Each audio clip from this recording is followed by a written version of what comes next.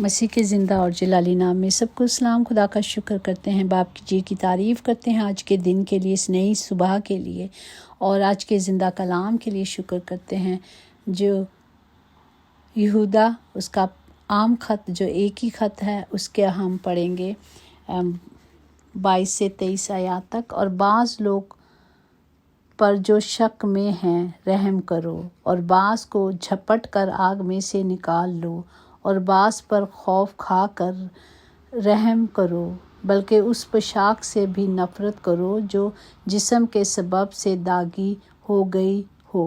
آمین۔ پاک کلام پر جان پر خدا کی برکت ہو، خدا کا شکر ہو، خدا باپ کی تعریف ہو۔ یہودا کون تھا؟ اور اگر ہم پرانے عہد میں دیکھیں تو یہ یعقوب کے 12 بیٹوں میں سے ایک کا نام یہودا تھا۔ یہ خط مسیحیوں کو بہت پر اثر انداز میں خبردار کرتا ہے کہ جھوٹے استادوں، نبیوں سے ہوشیار رہو جو خداوند کے پیروکاروں کو سچائی سے گمراہ کرنے کی کوشش کرتے ہیں۔ اگر ہم مکاشوہ کو دیکھ لیں، مکاشوہ کا آخری چیپٹر پورے کلام کا آخری باب ہے جس میں پوری حقیقت بتائی گئی ہے، پورا نچوڑ ہے کلام کا۔ اگر ہم پڑھ لیں تو ہر کوئی پڑھے تو سمجھ جائے واقعی کہ خدا کا آنا بہت ضروری تو ہے، بہت جلد ہے۔ تو اس کی تیاری کیا کرنی ہے؟ تو ہمیں اس کی تیاری کے لیے خدا کہتا ہے ایک دوسروں کے لیے گیپ میں کھڑے ہونا ہے۔ پریز دی لارڈ۔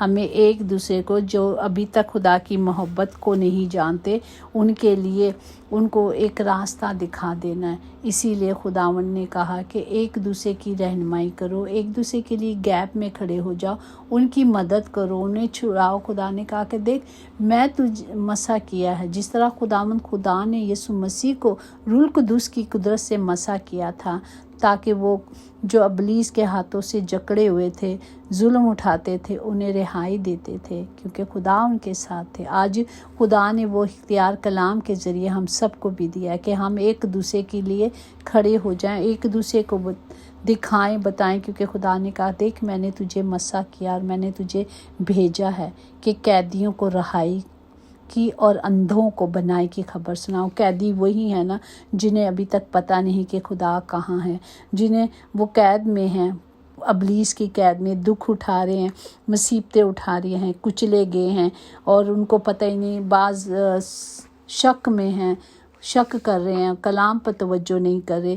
تو خدا کا کلام کہتا ہے کہ میں نے تجھے مسح کیا، قیدیوں کو رہائی اور اندھوں کو بنائی کی خبر سناؤ، اور کچلے ہوئوں کو آزاد کرو۔ وہی جو کچلے جاتے ہیں بیماریوں کی صورت میں، ہر طرح سے غربت میں، ہر چیز سے وہ جو ہیں وہ یا آگ، کسی طرح کی آگ میں جل رہے ہیں، بے وفائی کی آگ میں جل رہے ہیں، دنیاوی چیزیں ہیں جو انہوں نے گھیری رکھی ہوئی ہیں اور خوف ہے، اور خدا کہتا ہے ان پر رحم کرو۔ جس طرح خدا ہم پر رحم کرتا ہے وہ ہمیں بھی سکھا رہا ہے۔ یہ کلام میرے اور آپ کے لیے کہ ہمیں اس کلام کو لینا تاکہ ایک دوسرے کے لیے ہم گیپ میں کھڑے ہوں، ایک دوسرے کو راستہ دکھائیں۔ اندھے کو اندھا راستہ نہیں دکھاتا نا۔ جیسے ہم نے بچپن میں ایک سٹوری سنی تھی، ایک اندھا ہوتا ہے اور ایک لنگڑا ہوتا ہے۔ اندھا اس کو اوپر اٹھا لیتا اور لنگڑے کو اٹھا لیتا ہے، اور جس کی آنکھیں ہوتی ہیں لنگڑے کی وہ راستہ دکھاتا۔ تو اسی طرح ہم نے ایک دوسرے کے لیے سہارا بننا ہے، اور خدا کہتا ہے وہ جو خوف میں، ہر طرح کے خوف میں ابلیس کے ہاتھوں جکڑے ہوئے انہیں آزاد کرانا ہے، کلام دینا ہے، خدا کا زندہ کلام جو ہماری رہنمائی کرتا ہے۔ اس لیے خدا نے اپنے شاگردوں کو چنا اور مخصوص کیا۔ آج یہ کلام ہم سب کے لیے، جب کلام ہم سب کے پاس ہے تو ہم نے کیا کرنا ہے؟ اس کلام کی قدرت کو لے لینا ہے۔ اسی طرح اگر دیکھیں کہ ہم مگر تم میں اے پیارو اپنے پاک ترین ایمان میں اپنی ترقی کر کے اور روح القدس میں دعا کرا کرو، اپنے آپ کے لیے بھی بلکہ دوسروں کے لیے بھی۔ وہ کہتا ہے دوسروں کے لیے اپنے آپ کو خدا کی محبت میں قائم رکھو اور ہمیشہ کی زندگی کے لیے ہمارے خداوند یسوع کی رحمت کے منتظر رہو۔ ہم نے صرف کلام پر توجہ کرنی ہے اور کلام کے مطابق ہمیں پھل لانا ہے۔ اسی طرح اگر ہم دوسرا پطرس اس کی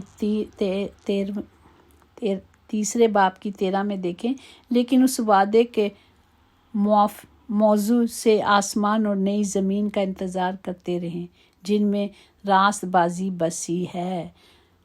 हमें खुदा के कलाम को लेना है और जिसमें रास्त बाजी बसी है। ये और पोशाक का क्या है? पोशाक में है कि उस पोशाक से भी नफ़रत करो जो जिस्म के सबब से दागी हो जाती है, जिस्म को भी गंदा कर देती है। जो हम पहनते हैं लिबास, इस लिबास का मतलब है सफ़ेद पोशाक। सफ़ेद पोशाक बातनी पाकीज़गी की अलामत है। ये वही पोशाक है जहाँ कलाम मुक़द्दस मकाशवा 3 बाब उसकी 4 आयत में लिखा है कि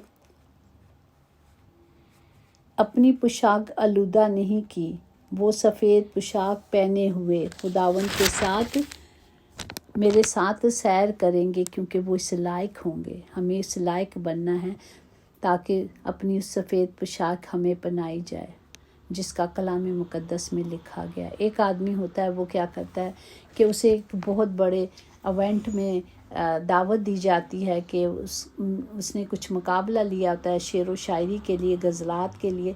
तो वो बहुत खुश होता है और कहता है कि वाह, मुझे इतने बड़े मतलब दावतनामा आया है, मुझे जाना है। तो वो अपनी खूब तैयारी करता है, अपने कपड़े लाता है मैचिंग के साथ, सब कुछ करता है। जब वक्त पे दिन आता है तो वो अपना तैयार होकर अच्छी तरह से जाता है और जाते जाते मतलब वो सिर्फ वो अपना पेपर में पढ़ रहा होगा या कुछ देख रहा होगा, नज़र कर रहा होगा कि भी आखिरी वक्त में याद कर लूँ।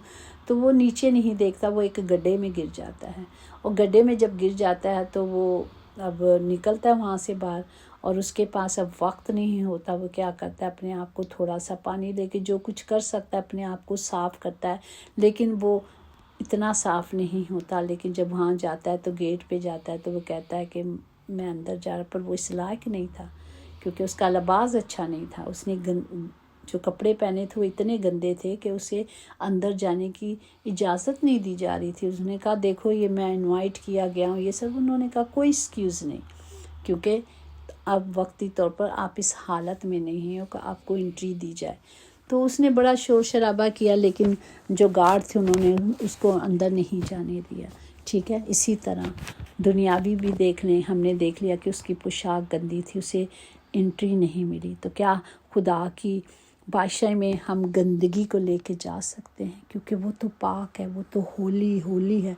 तो इसलिए हमें भी पाक तरीन होना है। उसके पाक तरीन मकाम में जाने के लिए अपने आप को पूरे तौर पर पाक और साफ़ करना है ताकि हम इस लायक बन सके। इसीलिए तो हर रोज़ हम अपने गुनाहों का इकरार करते हैं, तौबा करते हैं, और उसका वादा है कि मैं तुम्हें धो देता हूँ और बर्फ़ की मानी तुम्हारे गुनाहों को पाक साफ़ कर देता हूँ और फिर याद नहीं करता। तो हमें अपने खुदा की वो मोहब्बत जो उसने हमें दिखाई है, हमने उस मोहब्बत में जाने के लिए कलाम को लेना है। और कलाम को पढ़ने से हमें पता चलता है कि खुदा के हुक्म क्या हैं, खुदा हमें क्या सिखा रहा है, और हम जो सीखते हैं उसी पर अमल करते हैं। अगर फ़र्ज़ करें एजुकेशन हासिल करने के लिए हम साल भर किताबें पढ़ते हैं और उसके बाद हम क्या करते हैं, एग्ज़ाम देते हैं ताकि हम इस लायक बन सकें कि हम पास हो जाएं। इसी तरह हमने खुदा की बादशाही में जाने के लिए कलाम की कुदरत को लेना है, कलाम को ले लेना, रोज़ पढ़ना है।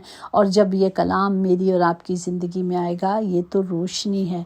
हमें इस रोशनी के लिए हमें क्या करना है, उसका नाम जो खुदावंद रब्बल अफ़वाज है, तौबा के लिए पुकारना है, उससे पुकारना है ना, बाप आ जाओ। क्योंकि हम कोई अपने से कोई कुछ नहीं कर सकता, कोई भी नहीं कर सकता। हम सिर्फ बातें करते हैं और जी हम कुछ नहीं कर, हाँ वाकई हम कोई कुछ नहीं कर सकता क्योंकि हम में कोई लियाकत नहीं, हम में कुछ भी नहीं है। हाँ, लेकिन जब हम इरादा कर लेते ना किसी चीज़ का कि मैंने ये काम करना है।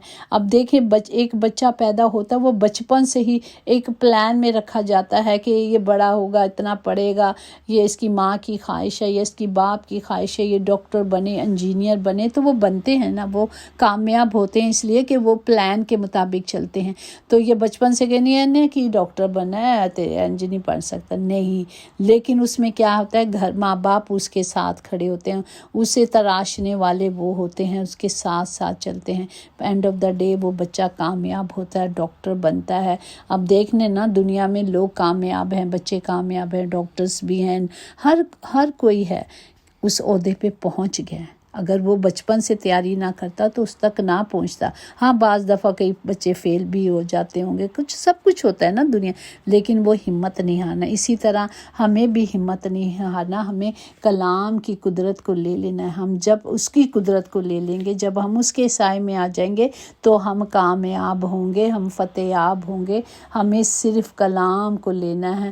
روز ہم ایک بات سیکھتے ہیں، ہم لوگوں پہ نکتہ چینی کرتے ہیں، وہ ایسے کر رہا ہے، وہ ایسے کر رہا ہے۔ آپ چھوڑ دیں، دنیا کو چھوڑ دیں، دنیا میں رہیں، پر خدا کا کلام کہتا ہے دنیا جیسے ہمیں نہیں بننا، ہمیں صرف کلام کو لینا ہے، اور خدا کا زندہ کلام ہمیں قوت سے اور قدرت سے بھرتا ہے۔ یسوع خداوند ہے اور خود خدا کے مخالف کرنے والی ساری قوتوں پر غالب آیا، وہ غالب آیا، اور آج اس نے غالب آ کر میرے اور آپ کے لیے ایک راستہ تیار کیا ہے۔ ہمیں صرف اس راستے پہ چلنا ہے، اور جب ہم اس پر چلیں گے تو ہم کامیاب ہوں گے۔ پریز دی لارڈ۔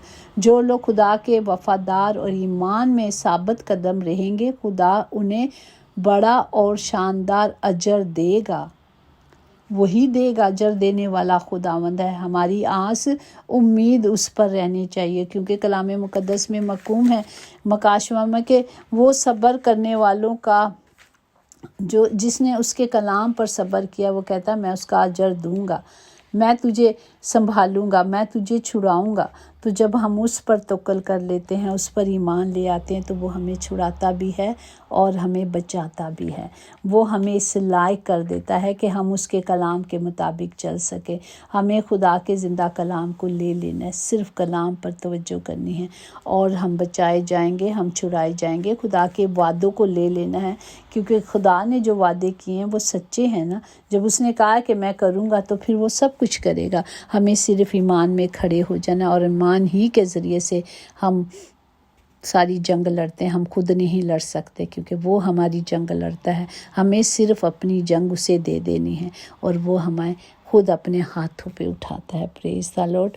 خداوند اس کلام کے وسیلے سے ہمیں برکت دے، تاکہ ہم ہمیشہ اس میں بڑھیں اور اس کے نام کو جلال دیتے رہیں، ہمیشہ اس کے نام کی بڑائی کریں، کیونکہ وہ میرا اور آپ کا خدا ہے۔ ہر مشکل میں وہ ہمارے ساتھ ہے۔